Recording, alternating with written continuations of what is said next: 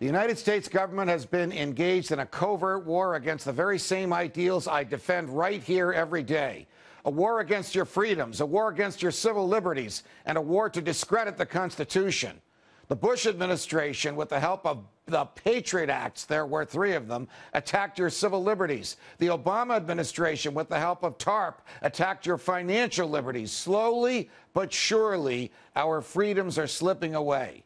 So what's next? Would you believe martial law? Well, believe it or not, my next guest says martial law is already here. Joining me now is Gary Barnett, author of Martial Law in America, No Longer Just a Possibility. Gary, welcome back to Freedom Watch.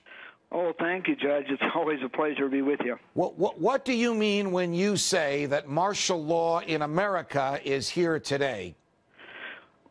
Well, I mean, the structure for martial law is definitely here. So, and it's happened already. Of course, with Hurricane Katrina in New Orleans, you had military and state police and other police organizations taking guns away from citizens, forcing them out of their homes.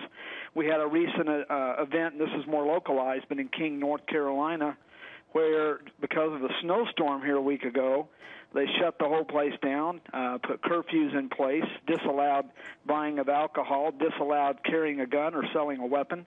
All these kind of things are going on. There's many more examples. Don't we have federal judges, state judges, who are faithful to the Constitution and will put a stop to the government when it does that? I mean, there is a very famous Supreme Court decision which invalidated Abraham Lincoln's system of military trials for civilians during Civil War. The invalidation occurred after Lincoln died, of course. The case is called In re Milligan, but it stands for the following proposition. The Constitution is here in good times and in bad, applies to everyone equally, those in the government and those out of the government. Basically, bad times don't mean that your liberties are dissipated. Question, don't we have judges who will uphold those principles? Well, if we do, I don't see many of them around.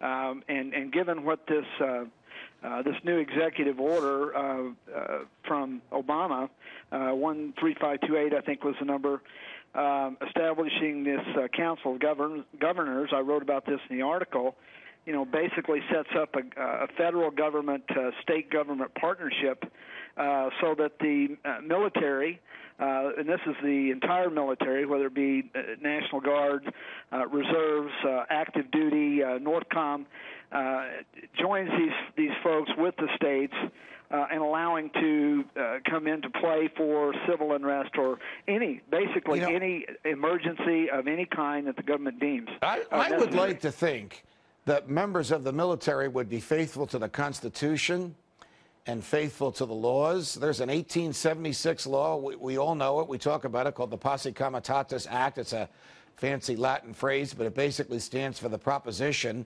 that the military, National Guard or regular Army or Navy or Air Force, even though there wasn't an Air Force at the time, of course, can't be used to enforce domestic criminal laws. Basically, we don't have soldiers in the streets of the United States of America, no matter what. Question, would members of the military be faithful to the Constitution rather than comply with unlawful orders from dictatorial bodies such as the one you're talking about that the president is trying to set up? I wish I could say yes. I think there would be certain individuals that might stand up for liberty or the Constitution, but I think in total, no. I think soldiers follow orders. I was in the Army long ago, and soldiers follow orders. But it is unlawful to obey an unlawful order. And taking away someone's rights, whether it's their right to defend themselves or their right to stand on a soapbox on a street corner and criticize the government, or whether it's their right to go into a grocery store or a liquor store when it's snowing out, these are things that the military can't be used and the government can't interfere with. Well, but they are. I mean, that's the whole point. The Bush legislation that changed the Insurrection Act, that was supposedly repealed by Leahy's bill back in 08. But what they changed it, or what they brought forth at that time was the National Defense Authorization Act. And if you look at that act, of course, it's 602 pages and almost impossible to read.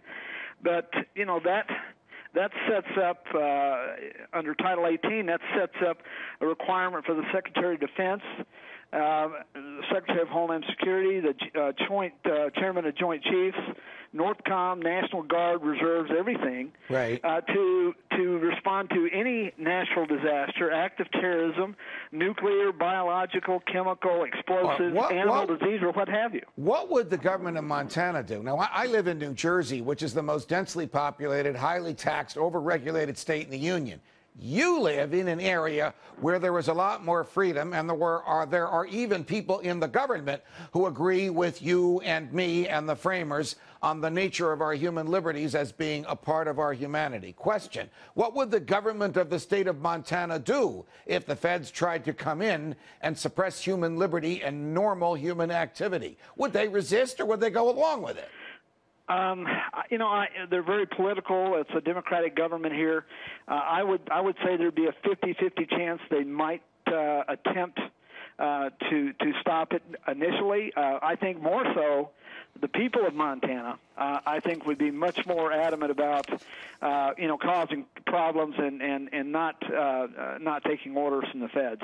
I think the people much more so than the government, but I think there would be a chance. All right, Gary Barnett, this is very, very bad and troubling stuff that you're warning us about, but you do a positive good by alerting America to the dangers that might just come upon us. Thanks for joining us. Come back and visit us again soon on Freedom Watch.